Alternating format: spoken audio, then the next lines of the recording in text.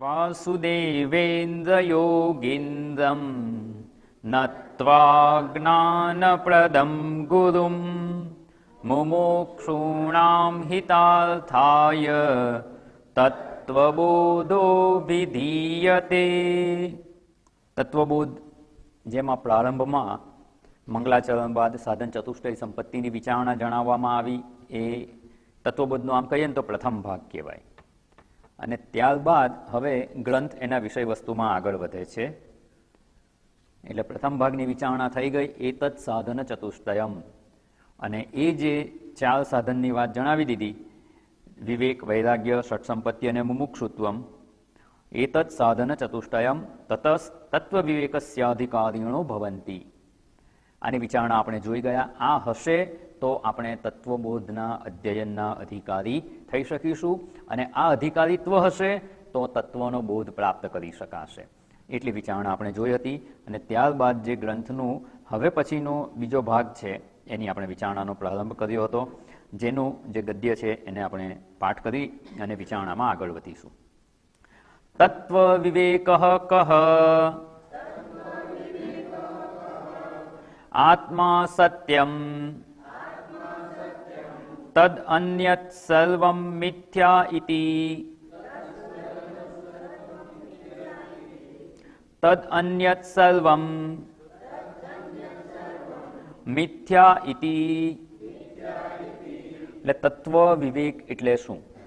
જે તત્વબોધ છે, તત્વનો બોધ પ્રાપ્ત કરવો છે, આત્મતત્વનું જ્ઞાન પ્રાપ્ત કરવું છે, તો પહેલા આત્મા શું એ જાણવું પડે. એને જ અહીંયા તત્વનો બોધ કહેવાય છે. પણ તત્વ અને અતત્વ કહીએ, અથવા બીજા અર્થમાં કહીએ આત્મા અને અનાત્મા, એ બે ભેગા થઈ ગયા છે. એ બેને જુદા કરીએ કે આત્મા છે, આ અનાત્મા છે, એવા જુદા જાણી શકીએ તો એ આત્મતત્વનો બોધ થઈ શકે. એટલે વિષય આપણો તત્વબોધ છે. અહીંયા પ્રશ્ન શું છે? તત્વ વિવેક.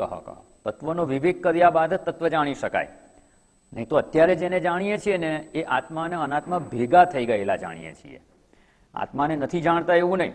આત્મા અર્થાત કે હું પોતાને જાણું જ છું, પણ એમાં આત્મા અને અનાત્મા ભેગા થઈ ગયા છે. અને આપણે ગયા વર્ગમાં એક કહે ને શબ્દ આપણે જાણ્યો હતો કે દ્રશ્ય અને દ્રષ્ટા બે ભેગા થઈ ગયા છે. શરીર, ઇન્દ્રિયો, મન, બુદ્ધિને હું જાણનાર છું, જોઉં છું, આ મારું શરીર છે. શરીર દ્રશ્ય છે. શરીર, ઇન્દ્રિયો, મન, બુદ્ધિ દ્રશ્ય છે. જગત પણ દ્રશ્ય છે. આમાં શરીર, ઇન્દ્રિયો, મન, બુદ્ધિ દ્રશ્ય હોવા છતાં એને દ્રષ્ટા રૂપે માનીએ છીએ. હું છું એવી રીતે સ્વીકારીએ છીએ. અને એની વિસ્તારપૂર્વક વિચારણા જોઈ ગયા. શરીર બેઠું છે એને આપણે જોઈ રહ્યા છીએ કે શરીર બેઠું છે, અને કહીએ છીએ શું? હું બેઠો છું. તો શરીર, ઇન્દ્રિયો, મન, બુદ્ધિ જે દ્રશ્ય છે એને દ્રષ્ટા માની લીધા છે. એટલે દ્રશ્ય અને દ્રષ્ટા જે ભેગા થઈ ગયા છે એને જુદા જાણવાના છે. અને એના માટે એ તત્વનો વિવેક કરવાનો. તો કે તત્વનો વિવેક એટલે શું? તો કે આત્મા સત્યમ, આત્મા છે એ સત્ય છે. અને તદ અન્યત સર્વમ, એનાથી અન્ય જે કંઈ છે એ બધું મિથ્યા છે. અને આની વિચારણામાં આત્મા એટલે શું? સત્ય કોને કહેવાય? તદ અન્યત સર્વમ એટલે અનાત્મા એટલે શું? અને એ બધું મિથ્યા છે એવું જ્યારે કહ્યું તો મિથ્યા શબ્દ નહીં સમજવાનો. અને આપણે આમાં આત્મા શું એને આપણે વિસ્તારપૂર્વક વિચારણા કરી ગયા કે એવો હું કે જે સત્ય છે. જેને જેને હું કહીએ છીએ એની આપણે ચકાસણી કરવાની કે જેને હું કહીએ છીએ એ સત્ય છે. જો શરીરને હું કહીએ છીએ તો શું શરીર સત્ય છે, અર્થાત ત્રણેય કાળે રહેવાવાળું છે? ના. એની પરીક્ષા કરીએ તો સમજાય છે કે શરીર ત્રણેય કાળે રહેવાવાળું નથી. અને જેવું છે એવું ને એવું તો રહેતું જ નથી.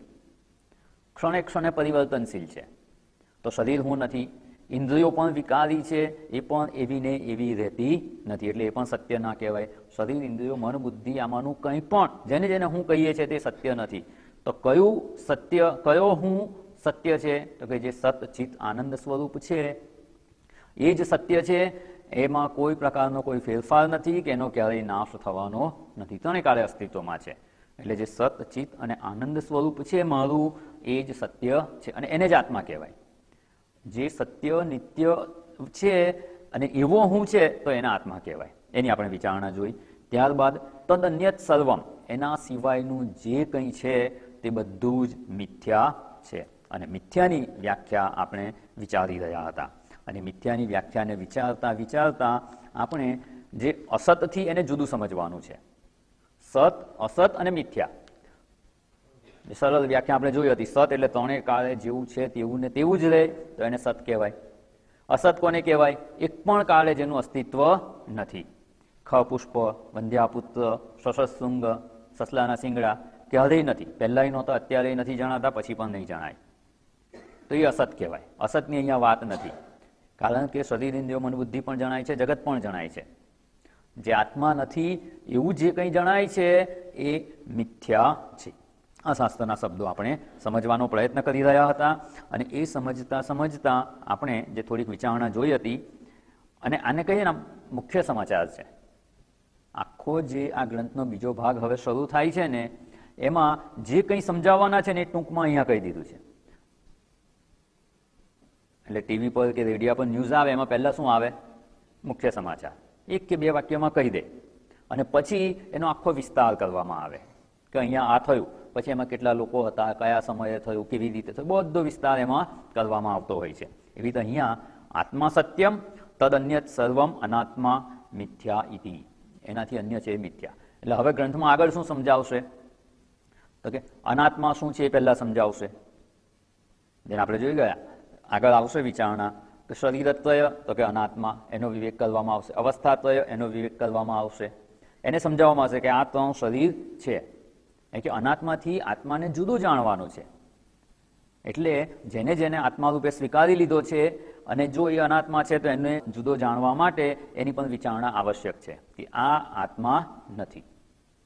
એ 3 શરીર એ આત્મા નથી. 5 કોષ, 5 કોષનું વર્ણન કરવામાં આવશે અને કહેવામાં આવશે કે આ આત્મા નથી. જો એમાંથી કોઈને આત્મ સ્વરૂપે સ્વીકારી લીધું હોય તો એમાંથી આત્મભાવ કાઢી લેવાનો અને એને મિથ્યા રૂપે સમજવાનું. અવસ્થા તો 3 અવસ્થામાં જે જણાય છે તે જાગ્રત, સ્વપ્ન અને સુષુપ્તિ, તો એ પણ આત્મા નથી. એનાથી વ્યતિરિક્ત જે સતચિત આનંદ સ્વરૂપ છે એ આત્મા છે. આમ હવે પછીના ગ્રંથમાં આની જ વિસ્તારપૂર્વક વિચારણા જણાવવાના છે. જે 3 શરીર કયા? તો સ્થૂળ શરીર, ઇન્દ્રિયો, પ્રાણ, મન, બુદ્ધિ, એ બધાની વિચારણા આવશે. પંચીકરણની વિચારણા આવશે. આ બધું અનાત્મા છે. 3 અવસ્થામાં જે જણાઈ રહ્યું છે એ પણ અનાત્મા છે. એટલે અનાત્મા શું છે એની વિચારણા આવશે, અને પછી આત્મા શું છે એની વિચારણા કરવામાં આવશે. એ આખો જે બીજા ભાગનો જે વિચાર છે એને અહીંયા ટૂંકમાં સંગ્રહ વાક્યમાં જણાવવામાં આવે છે. આત્મા સત્યમ તદ અન્યત સર્વમ મિથ્યા ઇતિ. અને આ જે વિચારણા આપણે જોતા હતા એમાં જે મિથ્યા છે ને એને સમજવાનો પ્રયત્ન કરવાનો છે કે મિથ્યા કોને કહેવાય. ટૂંકમાં આપણે જે વિચારણા કરી ગયા છીએ એને યાદ કરી લઈએ. સત્ય કોણ છે? તો કે જે નિત્ય, 3 કાળે રહેનાર છે, સ્વતંત્ર એની સત્તા છે, એનું અસ્તિત્વ સ્વતંત્ર છે, બીજા પર આધારિત નથી, એમાં કોઈ પ્રકારનો વિકાર નથી, એટલે અવિકારી છે અને અવિનાશી છે. જ્યારે જે મિથ્યા છે એ અનાત્મા છે. એ મિથ્યા એ એક જ કાળે જણાય, પૂર્વે ના જણાતું હોય, પછી પણ રહેવાનું ન હોય, એને મિથ્યા કહેવાય. એની સ્વતંત્ર સત્તા નથી, એટલે પરતંત્ર છે. ઉછીનું અસ્તિત્વ લીધેલું છે. એનું જે અધિષ્ઠાન છે એ છે ત્યારે જ એ વસ્તુ જણાય છે, એટલે ઉછીનું અસ્તિત્વ લીધેલું છે અને એ વ્યવહાર યોગ્ય છે. તો નથી એવું જ કહી દો ને, તો કે ના, નથી એવું કહેવાય નહીં. એમાં એને લીધે વ્યવહાર થઈ રહ્યો છે અને ઉપયોગી પણ છે. અને જે એક તર્ક જોયો હતો ને કે આ જગત આપણે સત્ય માનીએ છીએ, કેમ? તો કે એ ઉપયોગી છે, વ્યવહાર્ય છે, એમાં વ્યવહાર કરી શકીએ છીએ. તો ત્યાં સમજવાનું કે વ્યવહાર્ય છે અને ઉપયોગી છે ને એને જ મિથ્યા કહેવાય. જે મિથ્યા છે એમાં જ વ્યવહાર થાય અને એનો જ ઉપયોગ હોઈ શકે. એટલે અહીંયા આ થોડીક આપણે જે વિચારણા જોઈ હતી, અને એક થોડુંક મેં હોમવર્ક આપેલું, એના ઉપર જો વિચારણા કરી હશે તો સ્પષ્ટ થઈ જશે કે અહીંયા જે આ ટેબલનું દ્રષ્ટાંત આપણે લેતા હતા, બીજા અનેક દ્રષ્ટાંતો આપણે જોયા હતા, પણ હવે આ મિથ્યા શબ્દને આમ કહીએ ને સ્પષ્ટતાથી સમજવા માટે, અને જો આ એક સમજાઈ જશે ને મિથ્યા શબ્દ, આખું જગત મિથ્યા છે, તો મિથ્યામાં કેવી રીતે વ્યવહાર કરવાનો એ આપણને સમજાઈ જશે. તો અહીંયા જે આપણે દ્રષ્ટાંત જોયું કે વુડન ટેબલ છે, આ લાકડાનું ટેબલ છે, એ સ્ક્રીન પર પણ આપણને દેખાય છે. આ વુડન ટેબલ છે. આપણે આ વ્યવહાર કરીએ છીએ કે લાકડાનું ટેબલ છે, લાકડાના ટેબલનું આટલા કિલોગ્રામ વજન છે, એની ઉપર આ મારું પુસ્તક મૂકેલું છે, આ વજન બધું આ ટેબલ પર મૂકેલું છે. હવે આ જે વ્યવહાર કરીએ છીએ, આપણે સ્પર્શ કરીએ તો કોને સ્પર્શ કરીએ છીએ? ટેબલને. આ જે વ્યવહાર થઈ રહ્યો છે એ વ્યવહારને ચકાસવાની આવશ્યકતા છે કે આમાં આ વજન છે એ કોનું છે? વિચારણા કરીએ ત્યારે સમજાય. જે પહેલી નજરે આપણે કહ્યું કે આ ટેબલ આટલા કિલોનું છે, તો એ જેટલા કિલો એનું વજન છે એ વાસ્તવમાં તો લાકડાનું છે. આ વજન જે એની ઉપર મૂકવામાં આવે છે, વજન ધારણ કરે છે કોણ? તો કે લાકડું જ ધારણ કરે છે. લાકડા પર જ વજન મુકાયેલું છે. અને જે સ્પર્શ કરીએ છીએ એ સ્પર્શ એનો છે, લાકડાને જ સ્પર્શ કરીએ છીએ, પણ આપણે કહીએ છીએ કે ટેબલને સ્પર્શ કરું છું. તો આમાં જે વજન છે એ લાકડાનું છે, વજન ધારણ કરે છે એ લાકડું છે, સ્પર્શ કરીએ છીએ એ લાકડું છે. તો ટેબલ ક્યાં રહ્યું? ટેબલનું સ્વતંત્ર અસ્તિત્વ નથી. તો કેવી રીતે આપણે એને જાણીએ છીએ અને વ્યવહાર કરીએ છીએ? તો કે જ્યારે જે લાકડું છે ને એ જ અધિષ્ઠાન છે, લાકડું જ સત્ય છે. ટેબલની ઉત્પત્તિ પહેલા લાકડું જ હતું. સુથાર આવી અને લાકડાનું એક ઉપરનું જે બેઝ કહીએ એ બનાવેલો છે, નીચે 4 પાયા બનાવી દીધા અને આવું રૂપ આપ્યું ને એટલે એને ટેબલ કહીએ છીએ. બાકી છે તો લાકડું જ, એને જુદો આકાર આપે તો બેઠક જેવું બનાવી દીધું હોય, પાછળ ટેકો દેવાનું બનાવી દઈએ તો શું કહેવાય? ખુરશી કહેવાય. તો લાકડાને કોઈ ફેર પડે છે? ના. તો આ નવા નવા નામ શેના માટે આપો છો? તો કે એને જુદા જુદા રૂપ આપવામાં આવે છે ને, એટલે વ્યવહાર કરવા માટે નામ આપીએ છીએ. નામ ન આપીએ તો કોઈ ફેર નથી પડતો. એને નવું નામ ન આપીએ તો એ વસ્તુ છે એની એ તો રહેવાની જ છે, પણ વ્યવહાર કરવા માટે આપણે એને નામ આપવું પડે છે. એટલે નવું રૂપ બને તો એને નવું નામ આપવામાં આવે છે. એટલે અહીંયા જે આપણે વિચારણા જોતા હતા કે જે વસ્તુ એ જ લાકડું છે એનું રૂપ બદલાઈ ગયું તો નવું નામ. સોફો બનાવી દઈએ તો સોફાના આકારમાં જો લાકડાને ગોઠવી દઈએ તો એને સોફો કહેવાશે. ઢાંકણાવાળું બનાવી દઈએ તો કબાટ કહેવાશે. આમ ઉપરથી બંધ કરી શકાય એવું બનાવીએ તો પેટી કહેવાશે. આ બધા નામ છે એ કેવી રીતે અપાયેલા છે? એના રૂપ પ્રમાણે નામ અપાયેલા છે. અને નામ ગમે તે ગુજરાતી ભાષામાં જુદું હોય, અંગ્રેજી ભાષામાં જુદું હોય, સંસ્કૃત ભાષામાં જુદું નામ અપાય, એનાથી વસ્તુમાં કોઈ ફેર પડતો નથી. અને એટલે કહેવામાં આવે છે નામ અને રૂપ જ જે છે એ મિથ્યા છે, બાકી સત્ય તો એનું અધિષ્ઠાન જ છે. અને આ જ વિચારણાને આપણે આગળ વધારી અને દ્રશ્ય અને દ્રષ્ટાને જુદા પાડી દેવાના છે.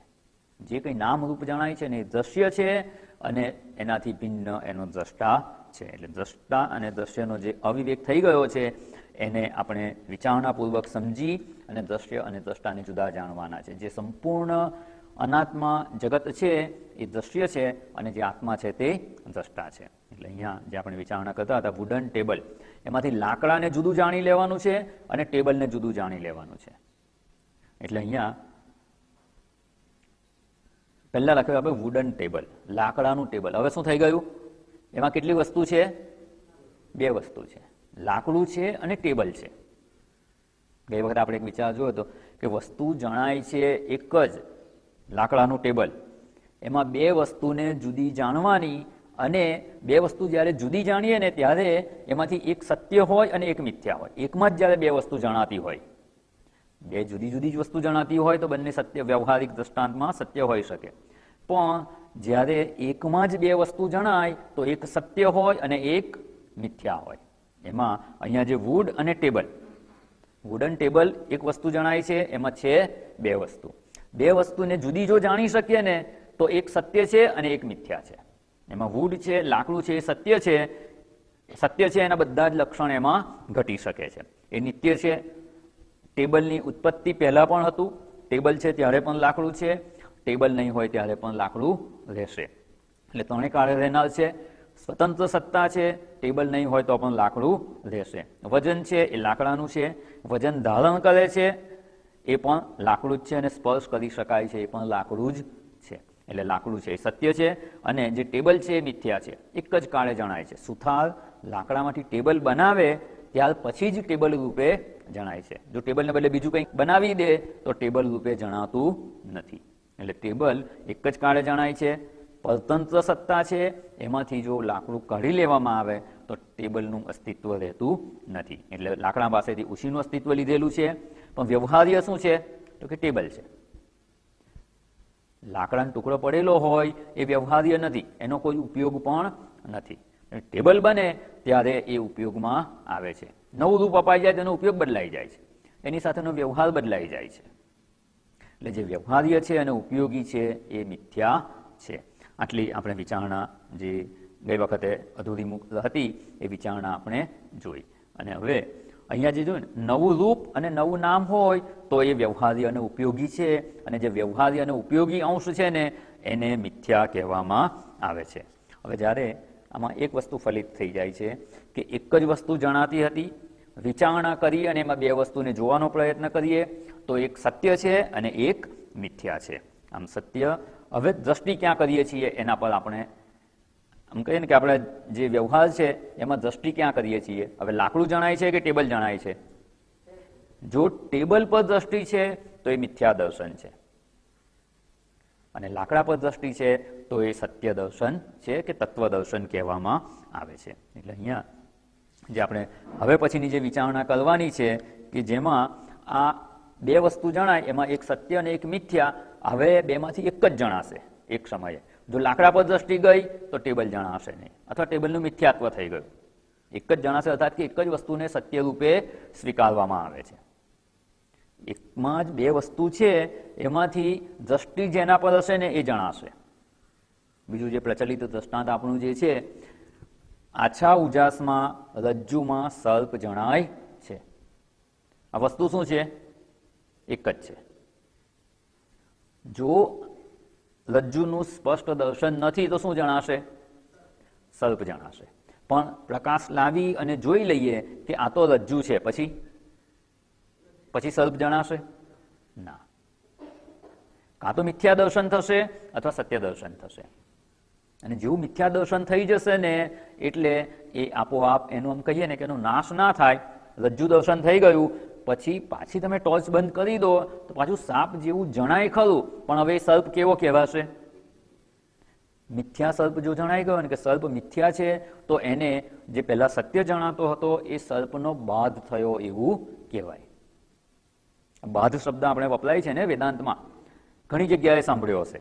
એનો અર્થ સ્પષ્ટ સમજી લેવાનો. બાધ થાય એટલે કે ના જણાય એવું નથી. વ્યવહાર્ય થાય, બધું જ થાય, છતાં એનું સત્ય અસ્તિત્વ નથી ને એવો નિશ્ચય ને એ જ એનો બાધ છે. પછી ટોર્ચ બંધ કરી દેવા છતાં સાપ જેવું જણાય ને તો આપણા મનમાં નિશ્ચય શું છે? જે સર્પ જેવું જણાય છે ને એ સર્પ સાચો નથી. ભલે સર્પ જેવું જણાય, એનું જ્ઞાન થઈ જાય અધિષ્ઠાનનું, એટલે એની પ્રતીતિનો બાધ નથી. આ વેદાંતનો સિદ્ધાંત સમજી લેવાની આવશ્યકતા છે. અને એવું કહ્યું કે આ સંગ્રહ વાક્ય છે. હવે પછી જે આખો ગ્રંથ વિચારણા કરવાના છે એમાં આ ખૂબ અગત્યની વિચારણા છે. આનો જ વિસ્તાર છે પાછળ. અને આપણા જે શાસ્ત્રોનો મુખ્ય સાર કહીએ એ અહીંયા સમજાવી દે. કારણ કે બધા શબ્દો અહીંયા આત્મા, સત્ય, અનાત્મા અને મિથ્યા, આ શબ્દોની જો સ્પષ્ટ સમજ હશે ને તો બીજા કોઈ પણ ગ્રંથ સમજવામાં તકલીફ પડશે નહીં. એટલે આમ કહીએ ને કે આ ગ્રંથનું જ્યારે અધ્યયન કરી રહ્યા છીએ ને તો આપણે એક જે નોટ બનાવીએ ને એમાં બધાની વ્યાખ્યા લખી રાખવાની. ભવિષ્યમાં ક્યારેય મિથ્યા શબ્દ એટલે શું, તો કે આટલી સમજ આપણામાં સ્પષ્ટ હોવી જોઈએ. જે પૂર્વે અધિકારીની વાત કરી, સાધન ચતુષ્ટય સંપત્તિની વાત કરી, એવી રીતે એ બધાની વ્યાખ્યા આપણને સ્પષ્ટ હોવી જોઈએ. અને કહેવાય કે વેદાંતની પરિભાષા જ આમાં જણાવી છે. બધાની ખૂબ સરળ અને સ્પષ્ટ વ્યાખ્યા જણાવવામાં આવે છે. એટલે આપણી નોટમાં એક કહીએ ને કે બધાની વ્યાખ્યા લખતા હોઈએ તો એ લખેલી હશે ને તો એ ખૂબ ઉપયોગી થઈ જશે. અત્યારે જ્યારે આપણે અધ્યયન કરી રહ્યા છીએ ત્યારે જ એને ટૂંકમાં લખી રાખો, પણ એક નોટ એવી રાખો કે જેમાં આ વેદાંતના શબ્દોની વ્યાખ્યા આવી જાય. એટલે તત્વબોધ ગ્રંથનું અધ્યયન પૂરું કરીશું ને એટલે લગભગ વેદાંતના બધા જ શબ્દોની વ્યાખ્યા આવી ગઈ હશે. જાગ્રત અવસ્થા એટલે શું? આંખ ખુલ્લી રાખીને બેઠા છે એટલે જાગ્રત અવસ્થા, એની વ્યાખ્યા જુદી કરવામાં આવશે. સ્વપ્ન અવસ્થા એટલે શું? સ્થૂળ શરીર એટલે શું? આ બધી વ્યાખ્યા પાછળ આવવાની છે. એ તો અહીંયા આત્મા કોને કહેવાય તો એની વ્યાખ્યા આપણને ખબર હોય. અનાત્મા એટલે શું એ આપણને ખબર હોવું જોઈએ. અને મિથ્યા એટલે શું એની પણ વિચારણા કરવાની. અને જે વસ્તુનું મિથ્યાત્વનું દર્શન થઈ જાય ને એનો બાધ થાય, નાશ ન થાય. બે વસ્તુ છે. જો વસ્તુને આપણે સત્ય માની હોય એનો નાશ થાય, પણ જેનું મિથ્યાત્વનું નિશ્ચય થઈ જાય એનો બાધ થાય. એટલે વસ્તુ જણાય, પહેલા જણાતી હતી એવી જ જણાય, પણ હવે જે પૂર્વે એને સત્ય માની હતી હવે એનું સત્યત્વ રહેતું નથી. એટલે એના સત્યત્વનો જે કહીએ ને કે સત્યત્વનો બાધ થઈ જાય છે. સત્યત્વ રહેતું નથી હવે, એટલે એનો બાધ થયો કહેવાય અને મિથ્યામાં જ થઈ શકે. રજ્જુ હતી એમાં સલ્પ જણાયો, જ્યારે જણાયો ત્યારે સત્ય રૂપે જણાયો, પછી રજ્જુનું દર્શન થવાથી એ સલ્પ હવે સત્ય જણાતો નથી. પણ સલ્પ રૂપે દેખાય છે ખરો, પ્રતીતિ થાય છે, પણ એ સત્ય નથી. બસ આ જ વિચારણાને આગળ વધારવાની. જગતમાં જે કંઈ જણાઈ રહ્યું છે ને એ બધું શું છે? શાસ્ત્રએ કહ્યું તદ અન્યત સર્વમ મિથ્યા. એનો અર્થ શું? જે કંઈ જણાય છે ને એ રૂપે નથી. સર્પ રૂપે જણાતો હતો, પણ એ સર્પ નથી. એ શું છે? રજ્જુ છે. અને એ જ રીતે અહીંયા જે ટેબલ રૂપે જણાય છે ને એ વાસ્તવમાં ટેબલ જેવું કંઈ છે જ નહીં. ટેબલ જેવું કંઈ છે જ નહીં તો શું છે? એ બ્રહ્મ જ છે. એ બ્રહ્મ કહીએ કે આત્મા કહીએ, સમાનાર્થી શબ્દો છે. આત્મા સત્યમ તદ અન્યત સર્વમ મિથ્યા ઇતિ. દ્રષ્ટાંતમાં લાકડું છે, પણ વાસ્તવમાં શું છે? એ જ ઈશ્વર કે બ્રહ્મ તત્વ પંચમહાભૂત રૂપે થઈ અને સમગ્ર સૃષ્ટિ રૂપે થયેલા છે. દ્રષ્ટાંતમાં કહે તો એ જ લાકડું, ટેબલ, ખુરશી બધા રૂપે થયેલું છે. ટેબલ, ખુરશી રૂપે જણાય છે એવા નામ આપેલા છે, એ તો માત્ર આપણા વ્યવહાર માટે જ અપાયેલા છે. ધારો કે કોઈક વ્યક્તિ, આપણે અહીંયા બધાને નામ આપેલા છે, બરાબર? રમેશ, મહેશ, પરેશ, જે કંઈ નામ આપી હતી. એક વ્યક્તિ જંગલમાં રહે છે અને એકલા જ રહે છે, એને કોઈ નામની જરૂર ખરી? બીજું કોઈ વ્યક્તિ જ નથી, તો કોની સાથે વ્યવહાર કરે ને નામની શું જરૂર? આપણે નામ આપીએ છીએ કે આ વસ્તુ આ છે ને તે છે, જ્યાં બીજું કોઈ એવું નામ આપનાર જ નથી. જંગલમાં કેટલાય પશુ પંખી, કેટલાય ઝાડ છે, કોઈને કંઈ જરૂર છે નામની? આપણે કંઈક વ્યવહાર કરવો છે એટલે નામ આપીએ છીએ. અને નામ પણ દરેક પોતપોતાની રીતે આપે છે. આપણે જેને કહીએ છીએ કે આ પ્યાલામાં શું છે? પાણી. કોઈ અંગ્રેજી ભાષા જાણનાર આવશે, શું કહેશે? વોટર કહેશે. કોઈ સંસ્કૃત જાણનાર તો કે નીર કહેશે, જળ કહેશે. તો આ બધા જુદા જુદા નામ ગમે તે આપો, વસ્તુને કોઈ ફેર પડે છે? એ તો જે H2O છે એ જ રહેશે. પણ નામ વ્યવહાર માટે આપવામાં આવે છે, અને એટલે કહેવામાં છે નામ રૂપ મિથ્યા છે. એક સુંદર જગદસ્ય વિવેકનો શ્લોક છે. આ જ વિચારણાને વધારે સ્પષ્ટતાથી જણાવે છે. અસ્તિ ભાતિ પ્રિયમ રૂપમ નામ ચૈત્યંશ પંચકમ આદ્યત્રયમ બ્રહ્મ રૂપમ જગદ રૂપમ તતોદ્વયમ. અસ્તિ, ભાતિ અને પ્રિય. અસ્તિ એટલે અસ્તિત્વમાં હોવું, ભાતિ અર્થાત કે જણાવવું, ભાસમાન થવું, અને પ્રિયમ પ્રિય રૂપતા. રૂપમ એનું કંઈક રૂપ છે અને એનું નામ છે. રૂપમ ચ નામ, ચ આગળ લઈ લેવાનું. ઇતિ અંશ પંચકમ, આ પાંચ વસ્તુ દરેકમાં રહેલી છે, પાંચ અંશ દરેકમાં રહેલા છે. એમાં આદ્યત્વયમ બ્રહ્મરૂપમ, તતોદ્વયમ એટલે એના પછીના બે છે એ જગતના રૂપ છે. જે અહીંયા અનાત્મા કહ્યું. પહેલા ત્રણ છે એ બ્રહ્મના છે, કે જેને આત્મા સત્ય કહેવામાં આવે, એના ત્રણ અંશ છે. આદ્યત્વયમ એટલે પહેલા ત્રણ. ટોટલ કેટલા છે આમાં? અસ્તિ, ભાતિ, પ્રિય, રૂપ અને નામ. સિક્વન્સમાં લઈએ તો પહેલા ત્રણ છે એ બ્રહ્મના રૂપ છે. પહેલા ત્રણ એટલે અસ્તિ, ભાતિ અને પ્રિય. અસ્તિ એટલે અસ્તિત્વ હોવું, એને જ બીજા શબ્દોમાં સત કહેવામાં આવે છે. ભાતિ ભાસમાન થવું, એને જ ચિત્ત કે ચૈતન્ય કહેવામાં આવે છે. સત, ચિત્ત અને પ્રિયમ એટલે પ્રિય છે, સુખરૂપ છે કે આનંદ રૂપતા છે. એટલે સત, ચિત્ત અને આનંદ, આ ત્રણ આદ્યત્વયમ બ્રહ્મરૂપમ, એ બ્રહ્મના છે કે આત્માના છે. અને તતોદ્વયમ એના પછીના બે, તતઃ તત્પશ્ચાત એના પછી જે બે કયા છે, કયા? તો કે રૂપમ અને નામ. રૂપ અને નામ એ જગદ રૂપમ છે, એ જગતનું રૂપ છે. તો અહીંયા અને થોડુંક આપણે સમજવાનો પ્રયત્ન કે અસ્તિ, ભાતિ અને પ્રિય, આ ત્રણ અંશ છે એ દરેકની અંદર રહેલા છે અને એ નિત્ય છે. તમે અત્યારે જે ખુરશી પર બેઠા છો, એ ખુરશીમાં અસ્તિ છે કે નહીં? અસ્તિ અંશ છે, ખુરશી છે. ખુરશી જણાય છે કે નહીં? તો કે જણાય છે, ભાસમાન છે. અસ્તિ, ભાતિ અને પ્રિયમ, એ પ્રિય છે કે નહીં? કેમ પ્રિય છે?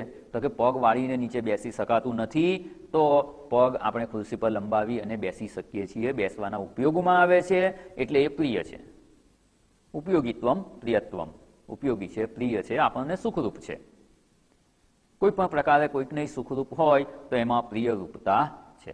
અને આ 3 વસ્તુ છે એ નિત્ય છે, એ હંમેશા રહેલી છે.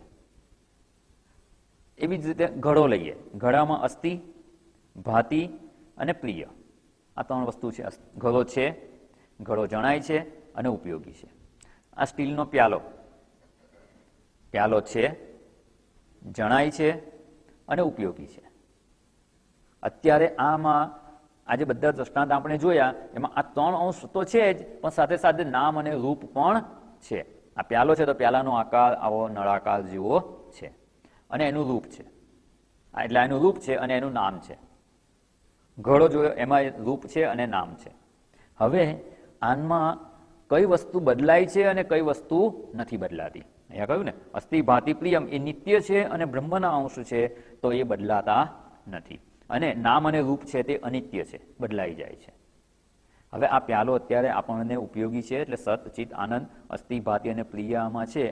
પણ થોડાક સમય પછી ધારો કે આ પ્યાલો અમુક વાર સ્ટીલ છે ને ફાટી જાય કે ભંગાર થઈ જાય, તો હવે પછી પ્યાલાના રૂપમાં રહેતું નથી.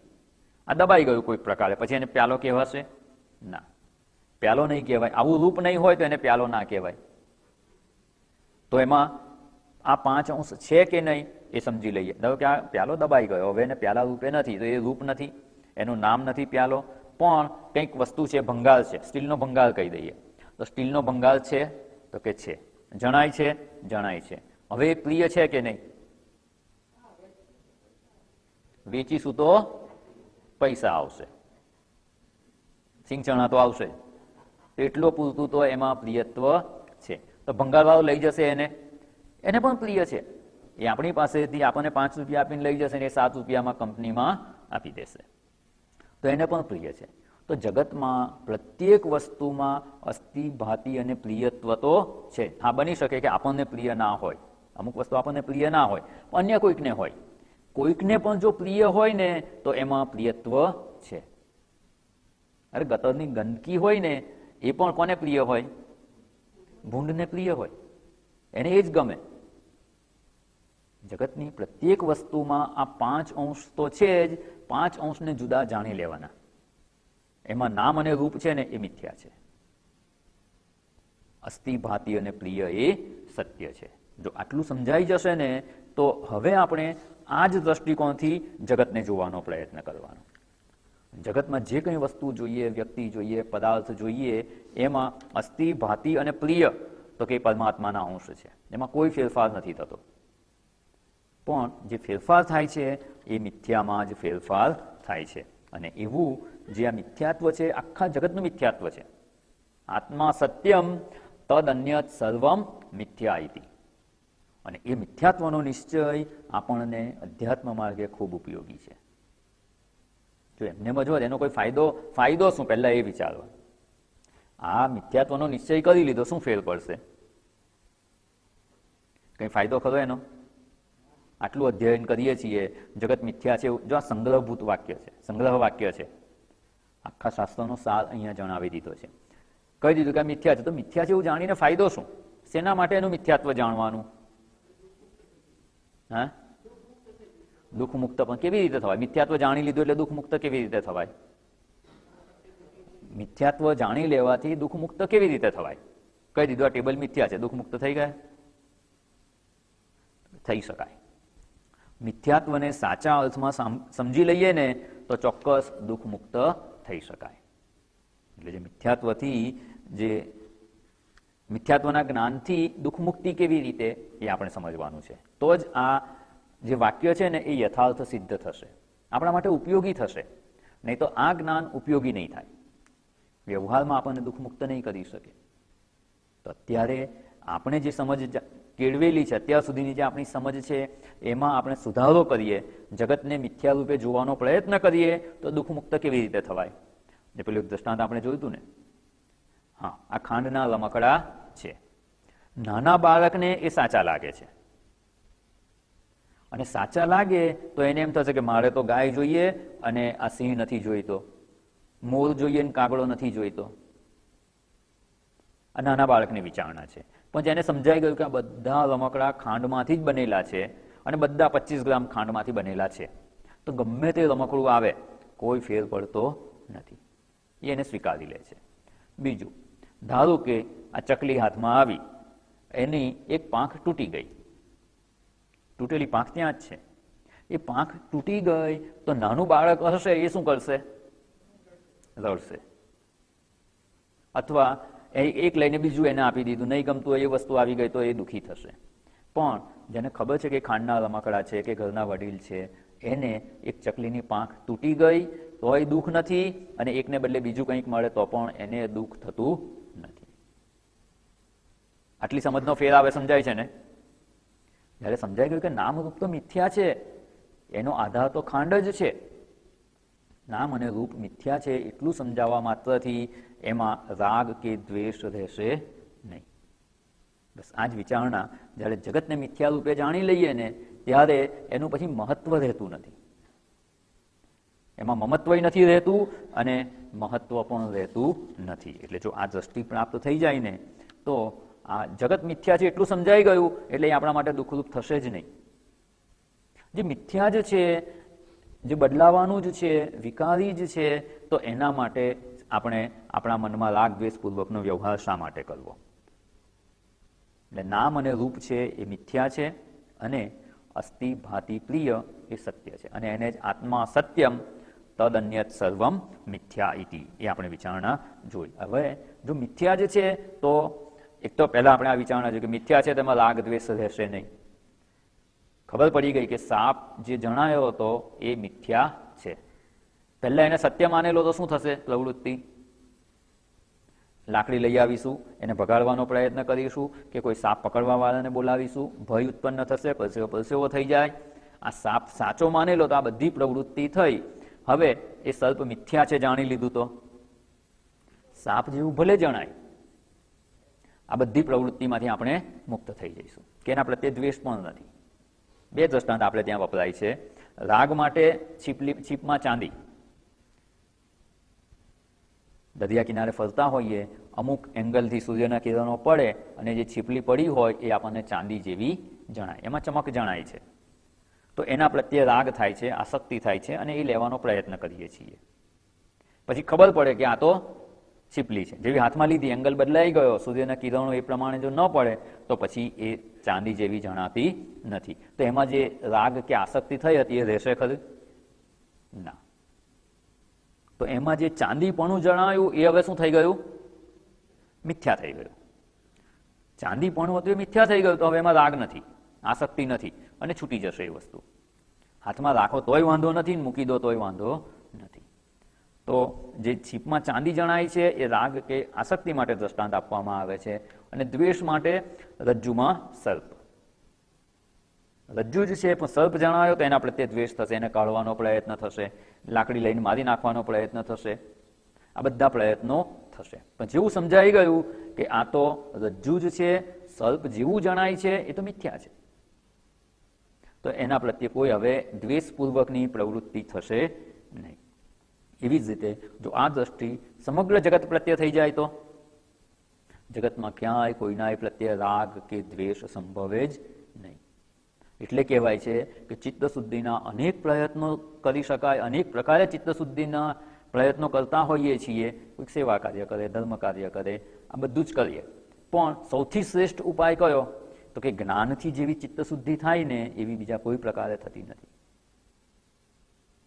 જો આ સમજ પ્રાપ્ત થઈ ગઈ તો રાગ દ્વેષ તરત જ નિર્મૂળ થવા માંડે અને આપણું ચિત્ત શુદ્ધ થઈ શકે. એટલે બધું જ મિથ્યા છે, તો આપણને એનાથી લાભ શું?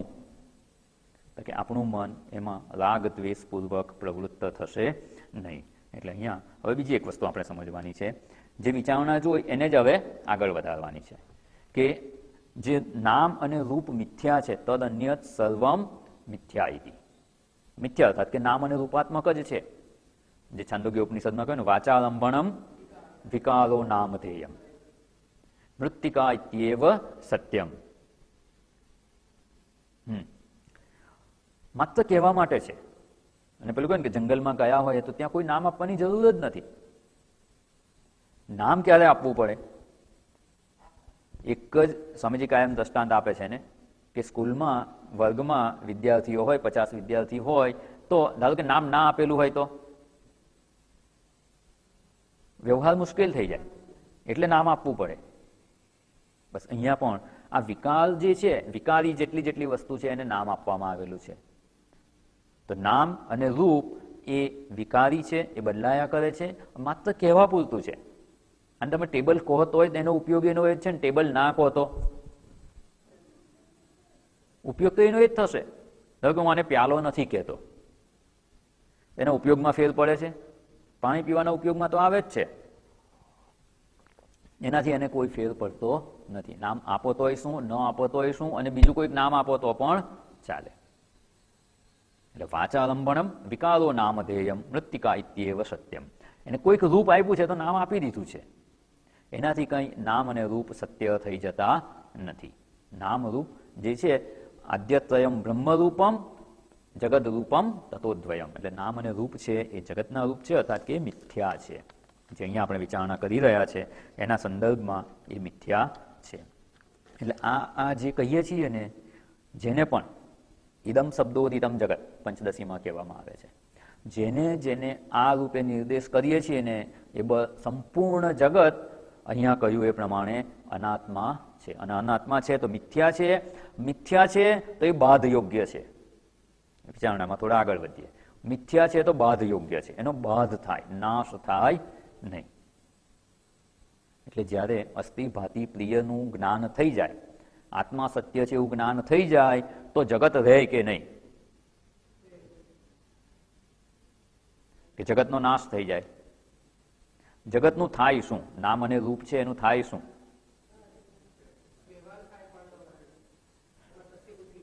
સત્ય બુદ્ધિ ન રહે એટલે એનો બાધ થયો કહેવાય, નાશ ન થાય. એટલે જ્ઞાન થઈ જાય એટલે એના કંઈ વ્યવહારનો બાધ, એ વ્યવહાર ના થાય એવું નહીં.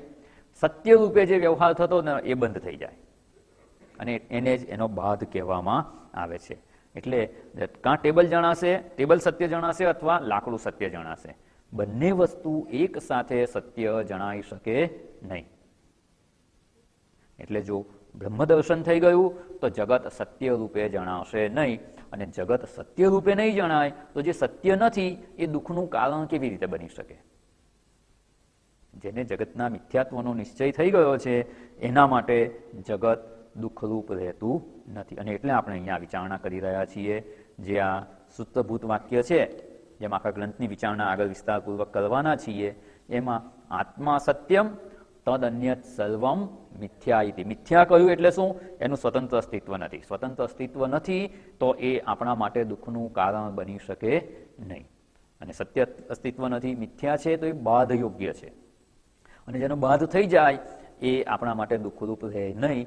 તો હવે ગ્રંથમાં આગળ વિચારણા થશે કે આ જે તત્સર્વમ કહ્યું, એ તત્સર્વમ જેને આપણે અનાત્મા કહ્યું, અનાત્મા કઈ કઈ વસ્તુ છે એનું આખું લિસ્ટ હવે જણાવવાના છે. આગળની જે વિચારણા કરીશું એમાં એ વિચારણા થશે. પણ અહીંયા એક વાત સ્પષ્ટ થઈ ગઈ કે જે દ્રષ્ટાંત જો ટેબલ છે, એમાં ટેબલ જેને કહીએ છીએ ને, એ રૂપ અને અપાયેલું નામ મિથ્યા છે. સત્ય તો લાકડું જ છે. એ લાકડું પછી ટેબલ રૂપે થયું કે ખુરશી રૂપે થાય, કબાટ રૂપે થાય, પેટી રૂપે થાય, ગમે તે રૂપે થઈ શકે છે તો લાકડું. સત્ય તો લાકડું જ છે. અને જ્યારે લાકડાને જોવાની દ્રષ્ટિ પ્રાપ્ત થઈ જાય ને, ત્યારે જ આનું મિથ્યાત્વ સમજાયું છે એવું કહેવાય. જગતમાં શું સમજવાનું? જગતમાં જે કંઈ જણાઈ રહ્યું છે એ બધું છે શું? એ જ ઈશ્વર તત્વ, જે આપણે પૂર્વે એક વિચારણા જોઈ ગયા છીએ. એ તસ્માદ આત્મનઃ આકાશ સંભૂતા. કશું હતું જ નહીં. એ આત્મતત્વમાંથી જ આકાશ ઉત્પન્ન થયું. જ્યારે એમાંથી જ ઉત્પન્ન થયું તો એ આકાશ રૂપે કોણ છે? આત્મતત્વ જ આકાશ રૂપે થયું છે. કે આત્મા કહીએ કે ઈશ્વર કહીએ, ઈશ્વર જ આકાશ રૂપે થઈ ગયા. એટલે આકાશ રૂપે જે જણાય છે એ ઈશ્વર જ છે. એમાંથી જ વાયુ, તો વાયુ રૂપે જે જણાય છે એ કોણ છે? ઈશ્વર છે. વાયુ પછી અગ્નિ, જળ, પૃથ્વી, અને પૃથ્વી તત્વમાંથી જે કંઈ બનેલું છે એ બધા રૂપે છે કોણ? ખાલી નામ રૂપ બદલાતા ગયા, એકમાંથી બીજા રૂપમાં પરિવર્તન થતું ગયું. જે ગયા વર્ગમાં આપણે દ્રષ્ટાંત જોયું કે ઘઉં હોય, ઘઉંમાંથી શું બનાવ્યો? લોટ. લોટમાંથી શું બન્યો? રોટલી બનાવી. તો ઘઉં જ અત્યારે કયા રૂપે છે? રોટલી રૂપે છે. તો રોટલી શું કહેવાય? રોટલી મિથ્યા કહેવાય. એનું અસ્તિત્વ શેને લીધે છે? ઘઉંને લીધે જ છે. ઘઉં જ અત્યારે રોટલી રૂપે જણાય છે. એવી રીતે જગતમાં જે કોઈ પદાર્થ જણાય છે, જે કંઈ વસ્તુ જણાય છે ને, એ ઈશ્વર જ એ રૂપે થઈને રહેલા છે. અને એટલે આપણે જે કહીએ ને, ભગવાનની કોઈ પણ મૂર્તિ હોય એ રૂપ છે કોનું? ઈશ્વરનું છે. ઈશ્વર જ એ રૂપે અભિવ્યક્ત થઈ રહેલા છે. એટલે આપણે એક પથ્થર લાવીએ, શિવલિંગ આકારનો પથ્થર હોય, શાલિગ્રામ આકારનો પથ્થર હોય, પછી એની આપણે પૂજા કરીએ. તો પૂજા કરતા પહેલા શું કરીએ છીએ? પ્રાણ પ્રતિષ્ઠા કરવી પડે ને. પ્રાણ પ્રતિષ્ઠા કરીએ એટલે શું થયું? હવે એ જ ચૈતન્ય તત્વ સર્વવ્યાપ્ત હતું, એને આપણે શું કરીએ? પ્રાણ પ્રતિષ્ઠા. પ્રાર્થના કરીએ છીએ કે હે પરમેશ્વર, આપ સર્વરૂપે રહેલા જ છો, સર્વત્ર રહેલા છો, પણ અમારી મર્યાદિત બુદ્ધિથી અમે આપનું દર્શન કરી શકતા નથી, તો અમે આપની પૂજા કરીએ એના માટે આ મૂર્તિમાં પધારો. અને પછી એની આપણે પૂજા કરીએ છીએ. અને સાક્ષાત એ ઈશ્વર જ છે એવા ભાવથી આપણે પૂજા કરતા હોઈએ છીએ. અને આ ભાવ હશે તો જ ઈશ્વર પૂજાનું ફળ મળે. અને એ પછી મૂર્તિ ગમે તે હોય, પથ્થરની હોય, લાકડાની હોય, કાગળ પર ફોટો હોય, એ ગમે તે મૂર્તિ હોય, એમાં એ ઈશ્વરની ભાવના કરી અને આપણે પૂજા કરીએ છીએ તો ઈશ્વરનું રૂપ થઈ જાય છે. અને આ સામાન્ય સિદ્ધાંત તો બરાબર છે. સામાન્ય વ્યક્તિ માટે તો આ બરાબર છે કે જે કંઈ મૂર્તિ છે એમાં પરમેશ્વરનું આવાહન કરી અને આપણે પૂજા કરીએ એટલે પરમેશ્વરનું રૂપ છે. પણ જ્યારે આ વસ્તુ સમજાઈ જાય ને, આત્મા સત્યમ તદ અન્યત સર્વમ મિથ્યા ઇતિ, ત્યારે થોડીક આ દ્રષ્ટિમાં આગળ વધવાનું. હવે ધારો કે આ ટેબલ, આ દ્રષ્ટાંત જે આપણે લીધું છે એ જ આ ટેબલ છે એવું કહીએ છીએ. જ્યારે એમ કે હું ટેબલ પર આ મૂકું છું, વાસ્તવમાં ક્યાં મૂક્યું છે આપણે? લાકડા પર મૂકેલું છે. આમાં લાકડાની ભાવના નથી કરવાની. ટેબલમાં શું લાકડાની ભાવના કરવાની છે? લાકડાનું આવાહન કરવાનું છે? ના. ટેબલ રૂપે જે જણાય છે લાકડું જ છે. તો એ જ ઈશ્વરમાંથી આકાશ, વાયુ, અગ્નિ, જળ, પૃથ્વી અને આ બધું જ બનેલું છે. તો પથ્થર એ શેમાંથી બનેલો છે? જે શિવલિંગનો પથ્થર છે એ શું છે?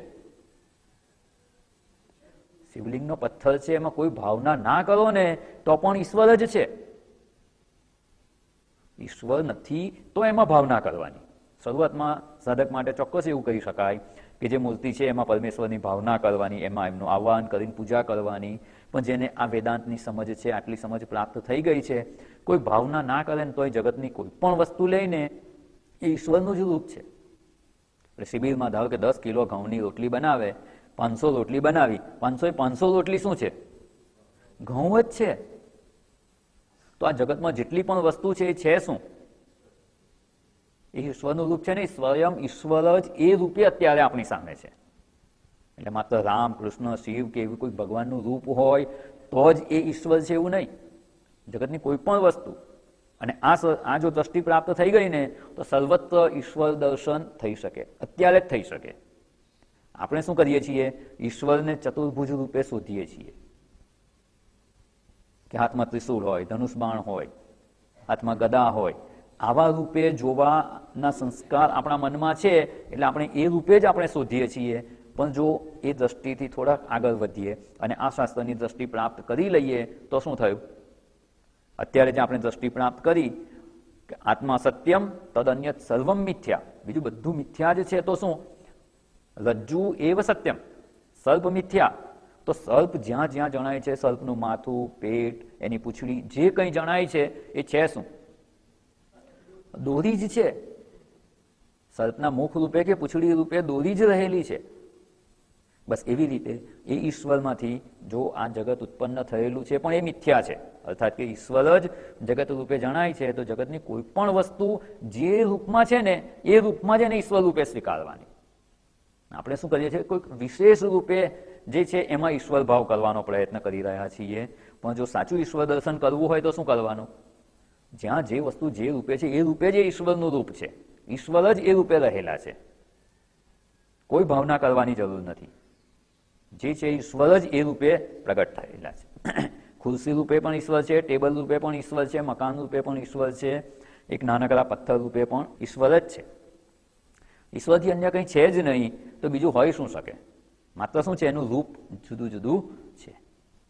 એ રોટલી પણ બને, ભાખરી પણ બને, મુઠિયાઈ બને, લાડુ બને, લાપસી પણ બને. છે શું? ઘઉં જ રહેલા છે. એને ઘઉંને જોવા માટે રોટલી ભાખરી સામે હોય તો કે મને તો ઘઉંના દાણા લાવો તો જ જોઉં, હું તો એમાં જ જોવા ટેવાયેલો છું. એવી કંઈક આ વાત છે કે અમુક રૂપ હોય ને એ ઈશ્વરનું રૂપ, ત્યાં હું જઈને દર્શન કરું. ચોક્કસ આ ભાવને જાળવી રાખવા માટે, કેળવવા માટે આ માર્ગે આગળ વધવા એ જરૂરી છે. પંચ મહાયજ્ઞમાંનું એક છે, ઈષ્ટદેવની પૂજા કરવી જોઈએ, એની સેવા કરવી જોઈએ, મંદિરે દર્શન કરવાના, બધું બરાબર છે. આ જે ભાવ આપણે કેળવવો છે ને એના માટે મન તૈયાર થાય ને એના માટે આ ઉપયોગી છે. પણ વાસ્તવમાં આપણે અંતિમ દ્રષ્ટિ કઈ પ્રાપ્ત કરવાની છે? સર્વત્ર સર્વ રૂપે જે છે ને એ જ રૂપે ઈશ્વરનું રૂપ છે. તો ઈશ્વર દર્શન કરવા ક્યાંય જવાની જરૂર નથી, કોઈ ફેરફાર કરવાની જરૂર નથી કે ભવિષ્યમાં થશે એવું પણ નહીં. જે જણાય છે તે જ ઈશ્વરનું રૂપ છે. અને આ દ્રષ્ટિ અહીંયા આપણે પ્રાપ્ત કરવાનો પ્રયત્ન કરવાનો છે. જે ઇદમ રૂપે જણાય છે એને પહેલા આપણે જગત માનતા હતા, સત્ય રૂપે સ્વીકારેલું, હવે એ નામ અને રૂપ છે એ મિથ્યા છે. તો આખી વિચાર પ્રક્રિયા જે આપણી છે, જેને આપણે અત્યાર સુધી સત્ય રૂપે સ્વીકારેલું, એ જગત કે નામ અને રૂપ જ છે. નામ અને રૂપ છે તો એ મિથ્યા છે. મિથ્યા છે તો શું થયું કે અધિષ્ઠાન જ સત્ય છે. અને અધિષ્ઠાન જ સત્ય છે તો અધિષ્ઠાન દ્રષ્ટિથી જોઈએ તો એ જે મિથ્યા હતું એનો બાધ થઈ જાય છે. બાધ થઈ જશે તો એનું મહત્વ રહેશે નહીં, અને એનું બાધ થઈ ગયો તો રાગ દ્વેષ પણ એમાં રહેશે નહીં. અને એ ચિત્ત શુદ્ધ થઈ ગયું તો જેમાં જે મિથ્યા હતું એનો બાધ થઈ ગયો તો અધિષ્ઠાનમાં દ્રષ્ટિ સ્થિત થઈ જાય. અને અધિષ્ઠાન એ જ ઈશ્વર છે. એ ઈશ્વર જ જગત રૂપે જણાઈ રહ્યા છે. એટલે આપણું દ્રષ્ટિનું ફોકસ બદલાઈ ગયું. જેને આપણે જગત રૂપે જોતા હતા, પેલું કેમેરામાં હોય ને ઓટો ફોકસ હોય, કેમેરામાં આપણે ફોકસ મેન્યુઅલી પણ કરી શકીએ. એમાં નજીકની વસ્તુનું ફોકસ કરીએ તો પાછળનું કેવું દેખાય? ઝાંખું દેખાય, બ્લર થઈ ગયેલું દેખાય. અને આપણે પાછળની વસ્તુ ફોકસ કરીએ તો નજીકની એ ઝાંખી દેખાય, અને પાછળની વસ્તુ સ્પષ્ટ દેખાય. એટલે આપણે જ્યારે જગતને જોઈએ ને ત્યારે આપણું ફોકસ બદલી કાઢવાનું. કે આજે જેને જોઈએ છીએ આ વ્યક્તિ છે, તો વ્યક્તિ નામ અને રૂપ છે ને એ મિથ્યા છે, ચૈતન્ય છે એ સત્ય છે. એટલે જે જે વસ્તુ જોઈએ, જ્યાં જ્યાં નજર કરીએ ને ત્યાં આપણે ઓટો ફોકસિંગ કરી રહેવાનું કે ઈશ્વર દર્શન જ થાય. ફોકસ કરતા જો આવડી ગયું ને, અત્યારે આ ટેબલ જોયું, પહેલી દ્રષ્ટિએ જોયું ટેબલ, આ શું છે તો કે ટેબલ છે, તરત આપણી દ્રષ્ટિનું ફોકસ બદલાઈ જાય કે આ તો લાકડું છે. પ્યાલો જોયો, પહેલા જોયો પ્યાલો છે, બરાબર છે, પહેલી દ્રષ્ટિએ જણાય. પછી તરત આપણી દ્રષ્ટિ ક્યાં જવી જોઈએ? સ્ટીલમાં દ્રષ્ટિ જતી રહેશે. એમાં કરવાનું શું? આપણે કશું જ નથી, વિચાર જ કરવાનો છે ને, વિચારથી ફોકસ જ બદલવાનું છે. એવી રીતે જે જગત જણાઈ રહ્યું છે, જેમાં વ્યવહાર કરી રહ્યા છીએ, બધી વસ્તુઓનો ઉપયોગ કરી રહ્યા છીએ, એટલે વ્યવહાર્ય છે, ઉપયોગી છે, એટલે જે મિથ્યા છે. અને મિથ્યા છે તો આપણી દ્રષ્ટિ ક્યાં જવી જોઈએ? એનું અધિષ્ઠાન જે સત્ય તત્વ છે, આત્મા સત્યમ, એ આત્મતત્વમાં આપણી દ્રષ્ટિ જવી જોઈએ. અને એ આત્મતત્વમાં દ્રષ્ટિ જાય તો તત્વ દર્શન કરી રહ્યા છીએ એવું કહેવાય. એને જ અહીંયા તત્વ દ્રષ્ટિ પ્રાપ્ત કરી છે એવું કહેવાય, તત્વનું દર્શન કરી રહ્યા છીએ એવું કહેવાય, અને તત્વનો વિવેક કર્યો છે એવું કહેવાય. તત્વ વિવેક કહ કે આત્મા સત્યમ તદ અન્યત સર્વમ મિથ્યા ઇતિ. આ દ્રષ્ટિ પ્રાપ્ત કરવાની છે. જો આ દ્રષ્ટિનો અભ્યાસ કરીશું ને તો ચોક્કસ આત્મદર્શન થઈ જ જાય. સર્વત્ર એ ઈશ્વર દર્શન આપણે કરી શકીએ એમ છીએ. એટલે જે મૂર્તિનું દ્રષ્ટાંત લીધું, મૂર્તિ છે એમાં ઈશ્વરનું આવાહન કરીએ, બરાબર છે પ્રાથમિક સમજ માટે, પણ મૂર્તિ છે એ ઈશ્વર જ છે. એટલે ભગવાનના કોઈક આકાર, ઈશ્વરના કોઈક અવતારનું રૂપ હોય તો ઈશ્વર છે, અને એવું કોઈ રૂપ ના હોય અને અન્ય કોઈ પણ રૂપ હોય એ ઈશ્વર જ એ રૂપે અભિવ્યક્ત થયા છે. એ રૂપે જ ઈશ્વર છે. કોઈ અલગ રૂપની અપેક્ષા જ શેના માટે રાખવાની? જે રૂપ જણાય છે એ ઈશ્વર જ એ રૂપે અત્યારે આપણી સમક્ષ છે. તો અત્યારે જ અહીં જ બેઠા બેઠા આપણે ઈશ્વર દર્શન કરી શકીએ. અને એવું જો કરી શકીએ તો આપણે વાસ્તવમાં જગતનું મિથ્યાત્વ સમજ્યા છીએ એવું કહેવાય. મિથ્યા શબ્દ ઘણીવાર સાંભળ્યો છે, પણ આટલી સ્પષ્ટતાપૂર્વક જો એના પર વિચારણા કરીએ તો જગતનું મિથ્યાત્વ સ્પષ્ટ જણાશે. અને જેવું મિથ્યાત્વ જણાયું એટલે જગતનો બાધ થઈ જાય અને આત્મદર્શન થઈ જાય. એ મિથ્યા છે એવો નિશ્ચય થયો એટલું જ પૂરતું છે. મિથ્યાત્વમાં એનો બાધ છે, એનો બાધ છે તો પછી શેનું દર્શન છે? જેનું અધિષ્ઠાન છે એનું જ દર્શન છે. એટલે જેવું આપણે આ મિથ્યા દ્રષ્ટિ પ્રાપ્ત કરીએ ને એટલે ઈશ્વર દર્શન થઈ જાય. એટલે આત્મા સત્યમ તદન્યત સર્વમ મિથ્યા ઇતિ. અને થોડોક અભ્યાસ કરીશું ને તો ધીમે ધીમે આ આપણા રૂટીનમાં આવી જાય. આ સત્સંગ પછી પણ જેવા નીકળીએ થોડીક આ વિચારણાને યાદ કરતા રહેવાની.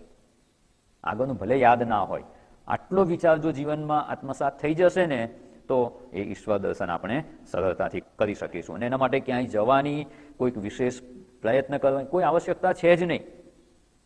માત્ર આ દ્રષ્ટિકોણ અપનાવવાની જરૂર છે. આ પ્યાલો જોઈએ, હવે માં સ્ટીલ દર્શન કરવા ક્યાં જવાનું અથવા કેટલો સમય લાગે? અને એટલે જ કહેવાય છે કે આત્મદર્શન સાધન નિરપેક્ષ જ છે અને અત્યારે જ આપણે કરી શકીએ. એમાં કોઈ સમય કે દેશનું બંધન નથી કે અમુક સમયમાં અમુક જગ્યાએ થાય. આ સમજ પ્રાપ્ત થઈ ગઈ તો પ્યાલાને બદલે મારે સ્ટીલનું દર્શન કરવું છે, કેટલી વાર લાગે? બસ એ તરફ દ્રષ્ટિ જાય એટલે સ્ટીલનું દર્શન થઈ જાય. એવી રીતે એ જગતનું મિથ્યાત્વ જણાઈ ગયું તો એ ઈશ્વર દર્શન સરળતાથી થઈ જાય. ઈશ્વર દર્શન કહીએ કે આત્મદર્શન કહીએ, એ આત્મા સત્યમ તદન્યત સર્વમ મિથ્યા ઇતિ. એટલે જ્યારે ટેબલ જોઈએ છીએ ત્યારે જ ત્યાં જ લાકડાનું દર્શન થાય. જગત જોઈએ છીએ ત્યારે જગત રૂપે જ ઈશ્વર દર્શન કરવાનું. એમાં સત, ચિત્ત અને આનંદ કે અસ્થિ, ભાતિ અને પ્રિય એ ત્રણ વસ્તુ છે, એ બ્રહ્મના છે. એનું દર્શન કરીએ તો નામ અને રૂપનું મિથ્યાત્વ જણાઈ જશે. એટલે એના તરફ આપણી દ્રષ્ટિ જાય એવો આપણે પ્રયત્ન કરવાનો. અને આ દર્શનથી જગતમાં રહેલા રાગ દ્વેષ જતા રહેશે. આપણું ચિત્ત ખૂબ સરળતાથી શુદ્ધ થઈ જશે. જેમ ચિત્ત શુદ્ધ થતું જશે તેમ તેમાં ઈશ્વર દર્શન વધારે સ્પષ્ટ થતું જશે. એટલે અહીંયા આપણે એવો પ્રયત્ન કરવાનો છે. અને એ પ્રયત્ન કરી શકીએ એના માટે આપણે જે વિચારણા જરૂરી હતી એ બધી વિચારણા આપણે જોઈ. જે અનાત્મા છે એ મિથ્યા છે. અને આટલું જોયા બાદ હવે આજે આગળની વિચારણા છે એમાં આપણે પ્રવેશ કરીશું. આજનો સમય થઈ ગયો છે. કાલે પુનઃ મળીશું ત્યારે આગળની વિચારણા જોઈશું. ઓમ પૂર્ણમદ પૂર્ણમિદમ પૂર્ણાત પૂર્ણમુદચ્યતે પૂર્ણસ્ય પૂર્ણમાદાય પૂર્ણમેવાવશિષ્યતે. ઓમ શાંતિ શાંતિ શાંતિ. હરિ ઓમ. શ્રી ગુરુભ્યો નમઃ. હરિ ઓમ.